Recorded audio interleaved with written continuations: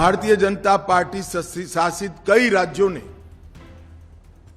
Common civil code, uniform civil code लागू किया है। हम 6 माह के अंदर ही बंगाल के अंदर यूसीसी को लागू कर सभी नागरिकों के लिए एक ही कानून बंगाल में हो, वो सुनिश्चित करेंगे। देश भर से बंगाल की सीमा गौ तस्करी का एक प्रमुख जरिया बनी है।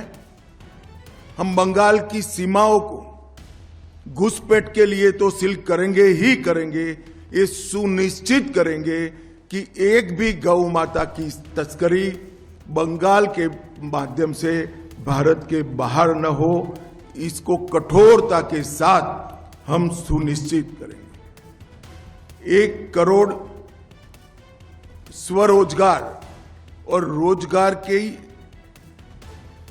तक हम निर्मित करेंगे। उद्योगों को लगाकर नई रोजगारी खड़ी करेंगे।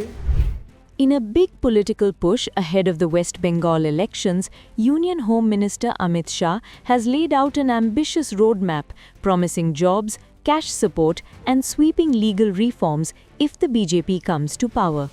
Speaking in Kolkata, Shah unveiled the party's Sankalp Patra, positioning it as a blueprint for change in a state the BJP says has seen years of decline. At the center of this pitch is a bold promise: 1 crore jobs. Alongside that, the BJP has announced a monthly financial assistance of 3,000 rupees for women directly into their bank accounts. The party says this will provide steady support to households and empower women across Bengal. 2026 Bengal विधानसभा के चुनाव के लिए अपना संकल्प पत्र अभी आप सबके सामने जारी किया है।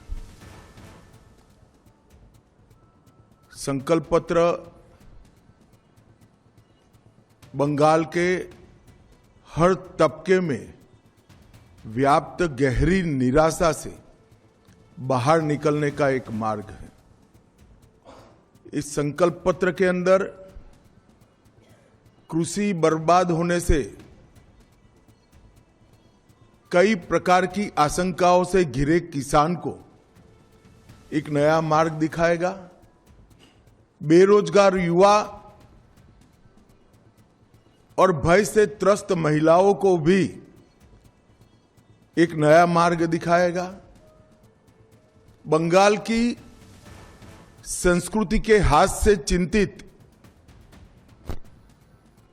बंगाल संस्कृति के गौरव की अनुभूति करने वाले हर नागरिक को एक नई आशा और नया भरोसा देगा। और नरेंद्र मोदी जी के विकसित भारत की जो कल्पना है,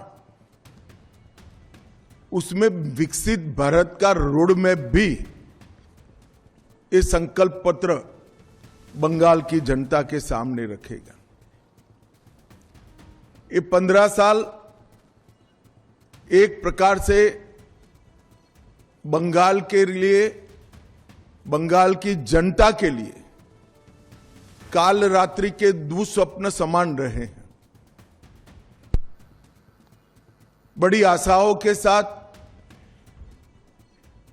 कम्युनिस्ट शासन से मुक्ति पाने के लिए बंगाल की जनता ने ममता दीदी को मैंडेट दिया था।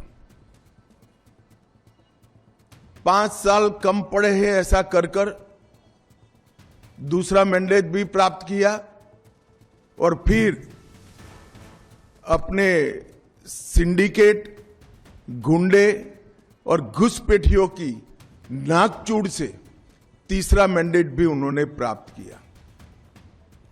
मगर ये 15 साल में जिन आशाओं के साथ ममता जी को बंगाल की जनता ने सत्ता का सुकान दिया था, वो भयभीत है जनता, निराश है और मन से परिवर्तन चाहती है। और विगत 10 सालों में भारतीय जनता पार्टी ने यहां पर एक रचनात्मक विपक्ष के रूप में मान्यता हासिल की है। आज बंगाल की विधानसभा में हम मुख्य विपक्षी दल के रूप में काम कर रहे हैं और यही 10 साल में पूरे देश भर में नरेंद्र मोदी जी के नेतृत्व में लोकाभिमुख शासन कैसे हो सकता है। But the most politically charged promise is the implementation of a uniform civil code within 6 months of forming the government. This is not just a policy announcement, it is a clear ideological signal. The BJP is telling voters that it is ready to push through long pending reforms and fast. Bharatiya Janata party शासित कई राज्यों ने common civil code, uniform civil code लागू किया है। हम 6 माह के अंदर ही बंगाल के अंदर यूसीसी को लागू कर कर सभी नागरिकों के लिए एक ही कानून बंगाल में हो, वो सुनिश्चित करेंगे। देश भर से बंगाल की सीमा गौ तस्करी का एक प्रमुख जरिया बनी है। हम बंगाल की सीमाओं को घुसपैठ के लिए तो सील करेंगे ही करेंगे, ये सुनिश्चित करेंगे कि एक भी गौ माता की तस्करी बंगाल के माध्यम से भारत के बाहर न हो। इसको कठोरता के साथ हम सुनिश्चित करेंगे। 1 करोड़ स्वरोजगार और रोजगार के तक हम निर्मित करेंगे। उद्योगों को लगाकर नई रोजगारी खड़ी करेंगे। Shah did not hold back in his attack on the current government led by Chief Minister Mamata Banerjee. He described the last 15 years as a period of darkness, claiming people in Bengal feel fearful and disillusioned. According to him, there is a strong desire for change on the ground. The manifesto also takes a tough stand on illegal infiltration. Shah made it clear the policy will be detect, delete and deport. That messaging is aimed at consolidating support around national security and identity, key themes in the BJP's campaign. हजारों युवाओं को उद्योग साहसिक बनाने का काम भी हम करेंगे। बेरोजगार युवाओं को 3000 की मासिक आर्थिक सहायता देने का भी भारतीय जनता पार्टी भरोसा दिलाती है। टीएमसी के 15 वर्ष के भ्रष्टाचार के लिए हम एक श्वेत पत्र जारी करेंगे और सरकार की पाई पाई जिन भ्रष्टाचारियों ने खाई है उनको कानून के जरिए जेल की सलाखों के पीछे भेजने का काम भारतीय जनता पार्टी करेगी। जितनी भी राजनीतिक हिंसा हुई है, चाहे वो किसी भी दल के खिलाफ हुई हो, उसकी जांच के लिए सुप्रीम कोर्ट के रिटायर्ड जज का कमीशन बनाकर त्वरित गति से वो सारे केस अंजाम तक हम पहुंचाने का काम करेंगे। कानून और व्यवस्था, इसकी स्थिति पर भी एक श्वेत पत्र जारी करेंगे। इसके 2 हिस्से होंगे।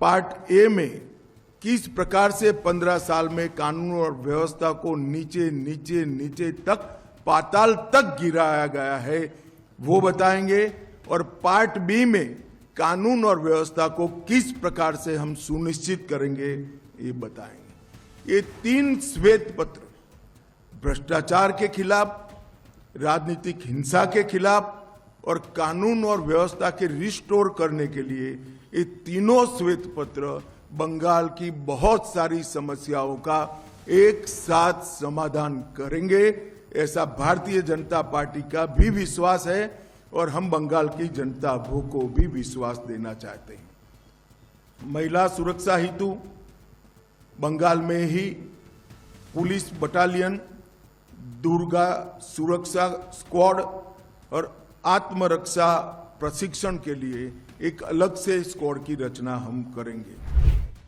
The BJP says schemes like Ayushman Bharat will be fully rolled out in the state, expanding access to medical support.